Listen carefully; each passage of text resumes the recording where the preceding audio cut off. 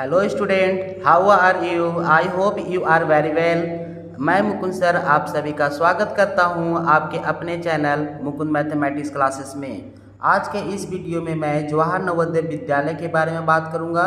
It means जो parents चाहते हैं कि अपने बच्चों का एडमिशन नवोदय विद्यालय में करवाएं तो उसके लिए क्या क्या क्राइटेरिया होती है, इस वीडियो में मैं पूरा बात करूँगा। जैसे कि एग्ज़ाम का सिलेबस क्या होगा, कौन कौन सी सब्जेक्ट पूछा जाएगा, कितने मार्क्स का पूछा जाएगा, उसके लिए हमें टाइम कितना दिया जाएगा, एग्ज़ाम का पैटर्न क्या होगा, एडमिशन लेने के बाद कौन कौन सी फैसिलिटी मुझे मिलती है, फॉर्म कब तक आएगा, एज क्राइटेरिया क्या है, फॉर्म फिल करने के लिए कौन कौन सा डॉक्यूमेंट्स मुझे रेडी करना पड़ेगा, ये सब सारे पॉइंट्स पे हम पूरा बात करेंगे।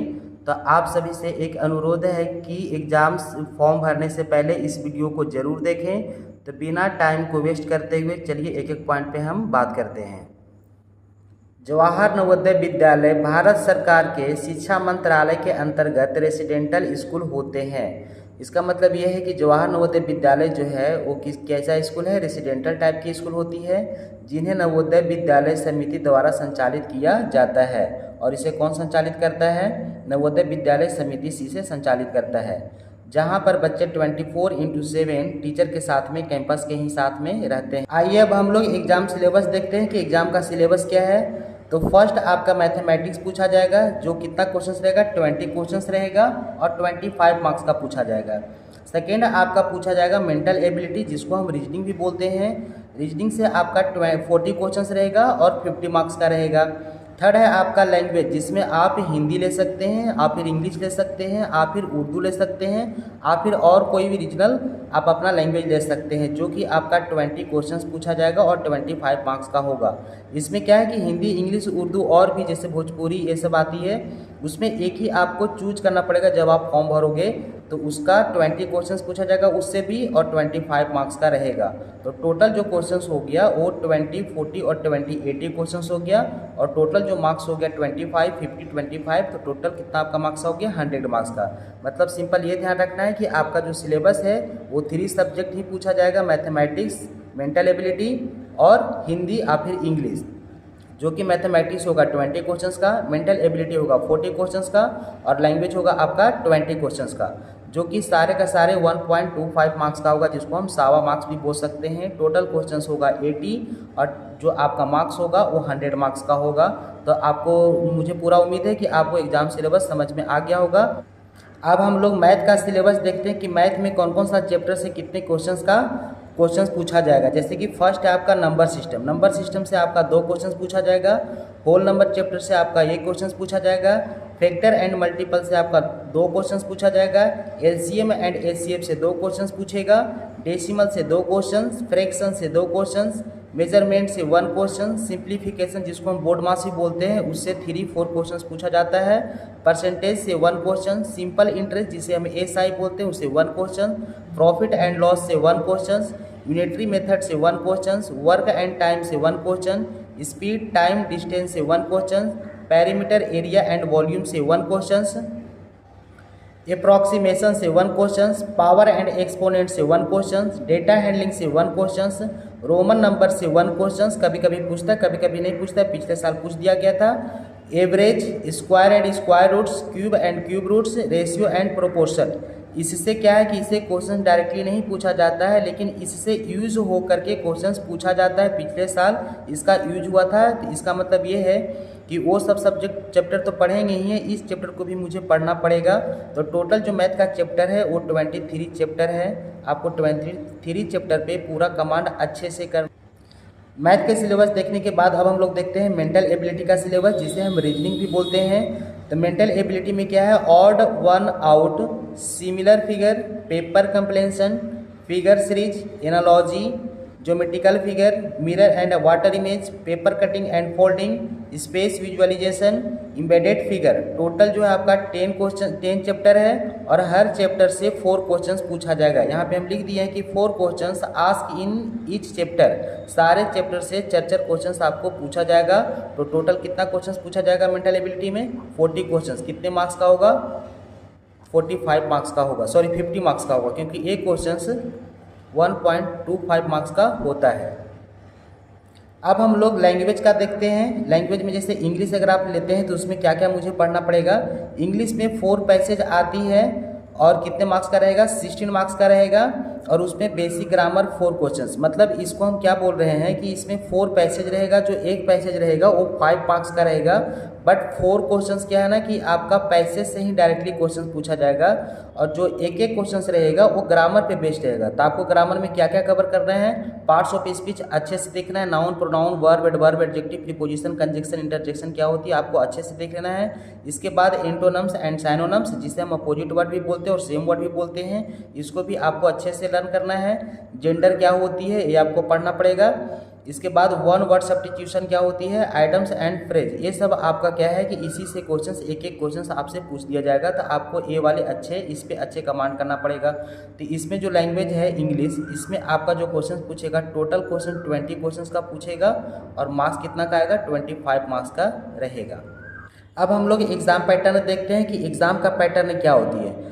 आपका जो एग्ज़ाम होगा ऑब्जेक्टिव टाइप होगा, मतलब OMR शीट दिया जाएगा, उसमें जो भी ऑप्शन सही होगा उसको सर्कल लगाना है।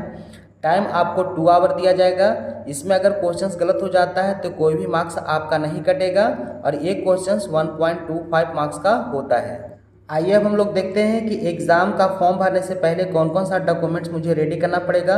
तो जो बच्चा इसमें फॉर्म भरना चाहता है तो उसका आधार कार्ड होना चाहिए, पासपोर्ट साइज का फ़ोटो होना चाहिए, रेसिडेंटल सर्टिफिकेट होना चाहिए, कास्ट सर्टिफिकेट होना चाहिए और उस बच्चे का एज कम से कम 10 ईयर होना चाहिए और मैक्सिमम 12 ईयर होना चाहिए आधार कार्ड के अनुसार। अगर 10 से कम होता है तो वो बच्चा इस फॉर्म को नहीं भर सकता है।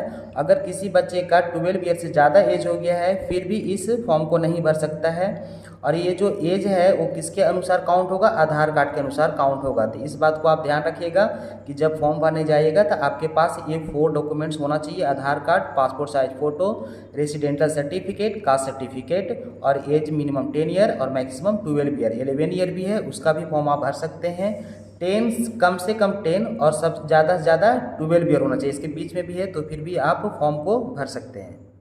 अब हम लोग देखते हैं कि पिछले साल कब फॉर्म आया था, मतलब कौन कौन सी डेट में फॉर्म आया था, रिजल्ट कब आया, उसके बारे में हम बात करेंगे। तो यहाँ पे लिखा हुआ है important date of 2024 previous year का। तो प्रीवियस ईयर का ना लास्ट ईयर एप्लीकेशन का जो फॉर्म आया था वो आया था 19 जून 2023 को और लास्ट डेट कब था फॉर्म भरने का, लास्ट डेट 25 अगस्त 2023 का। इसके बाद करेक्शन विंडोज़ कब खुला था, सितंबर में खुला था। और एग्ज़ाम जो होता है पिछले बार जो हुआ था वो 2 फेज में हुआ था, first phase and second phase. First phase का एग्ज़ाम हुआ था 4 नवंबर को, संडे पड़ता था उस दिन। और सेकेंड फेज का एग्ज़ाम हुआ था 20 जनवरी 2024 को, उस दिन भी क्या था आपका, संडे था। इसका मतलब इस बार भी जो एग्ज़ाम होगा वो 2 फेज में होगा, फेज़ 1 फेज़ 2। और फेज़ 1 और फेज़ 2 कैसे डिसाइड होता है, वो स्टेट वाइज डिसाइड होता है कि आप किस स्टेट में आते हैं, तो उसके हिसाब से ये फेज़ 1 और फेज़ 2 का एग्ज़ाम आपका होगा। पिछले साल रिजल्ट कब आया था, 31 मार्च का रिजल्ट आया था। Important date 2025। इस बार का क्या चांस है, एप्लीकेशन फॉर्म कब आएगा उसके बारे में हम बात करेंगे। तो एप्लीकेशन फॉर्म जुलाई में आने का पूरा उम्मीद है, जुलाई का फर्स्ट वीक में आ जाएगा। फर्स्ट फेज का जो एग्ज़ाम है वो नवंबर में होने की चांसेस है, सेकेंड फेज का जो एग्ज़ाम है वो जनवरी में होने का चांसेस है और रिजल्ट जो हमारा आएगा वो मार्च तक रिजल्ट आ जाएगा। तो वही इसका मतलब इस बार भी जो एग्ज़ाम होगा हमारा सेकेंड फेज में होगा, मतलब 2 बार एग्ज़ाम होगा, फर्स्ट फेज और सेकेंड फेज। लेकिन एक बच्चा एक ही बार एग्ज़ाम देगा। कुछ कुछ स्टेट का है जो एग्ज़ाम फर्स्ट फेज में ही अपीयर होगा, मतलब नवंबर में कुछ बच्चे एग्ज़ाम दे देंगे कुछ स्टेट का, और कुछ स्टेट का बच्चा जनवरी में आपका एग्ज़ाम देगा। जब आपका एग्ज़ाम आ रहा होगा तो उससे पहले 10 से 15 दिन पहले एडमिट कार्ड आ जाती है, उस आपके एडमिट कार्ड में डेट लिखा हुआ रहता है। इसका मतलब ये समझे हम कि अगर एग्ज़ाम होगा वो एक ही एग्ज़ाम होगा, एक ही एग्ज़ाम में आपका रिजल्ट फाइंड करेगा कि आप उसमें एडमिशन ले सकते हैं या नहीं ले सकते हैं। तो जितने भी सिलेबस है उसको अच्छे से कमांड करना पड़ेगा, तभी इसमें जा कर के आपका एडमिशन होगा, क्योंकि कंपटीशन बहुत ज़्यादा हाई होता है इसमें। अब हम लोग देखते हैं कि एडमिशन लेने के बाद हमारे स्कूल में या फिर हॉस्टल में या फिर नवोदय विद्यालय में क्या क्या फैसिलिटी प्रोवाइड किया जाता है। तो फर्स्ट है मल्टीपल लैंग्वेज। इसका मतलब क्या है कि आप हिंदी इंग्लिश के अलावा और कोई सा भी लैंग्वेज आप सीख सकते हैं। बॉयज़ के लिए और गर्ल्स के लिए जो हॉस्टल होगा वो सेपरेट होगा। मेस का सुविधा होता है, मतलब खाने पीने का सुविधा है कि आपको सुबह क्या खाना है, ब्रेकफास्ट में क्या करना है, लंच क्या करना है, डिनर क्या करना है, उसकी आपका वहाँ पे सुविधा दी जाएगी। मेडिकल फैसिलिटी होती है कि अगर किसी की कुछ तबीयत ख़राब होती है तो वहाँ पे ट्रीटमेंट होता है। लाइब्रेरी होती है कि कुछ बच्चे को लगता है कि मुझे पढ़ना है अच्छे से शांति से, तो आप लाइब्रेरी में जा कर के पढ़ सकते हैं। गेम्स है, बहुत सारे स्पोर्ट्स वहाँ पे आप खेल सकते हैं, जो मन करे आप खेल सकते हैं। म्यूज़िक रूम हो सकता है, म्यूजिक रूम होता है, अगर आपको कुछ सिंगिंग करने का शौक़ है तो आप सिंगिंग कर सकते हैं। आर्ट रूम भी होती है, अगर कुछ आपको आर्ट और क्राफ्ट में काम करना है तो आप कर सकते हैं। तो और भी बहुत सारे फैसिलिटी दिया जाता है। तो ये था हमारा फैसिलिटी कि एडमिशन लेने के बाद हमें क्या क्या दिया जाएगा। तो बॉयज़ और गर्ल्स के लिए अलग से हॉस्टल होता है और गर्ल्स के लिए स्पेशल एक सिक्योरिटी वहाँ पे प्रोवाइड किया जाता है जो 24 आवर उनके लिए वर्क करता है। अगर आपको कुछ भी डाउट रह गया है तो आप कमेंट बॉक्स में पूछ सकते हैं। आज के इस वीडियो में इतना ही। मुझे पूरा उम्मीद है कि ये वीडियो आपको अच्छा लगा होगा। अगर अच्छा लगा है तो वीडियो को लाइक और चैनल को सब्सक्राइब करना ना भूलें। मिलते हैं अब अगले वीडियो में, तब तक के लिए जय हिंद जय भारत।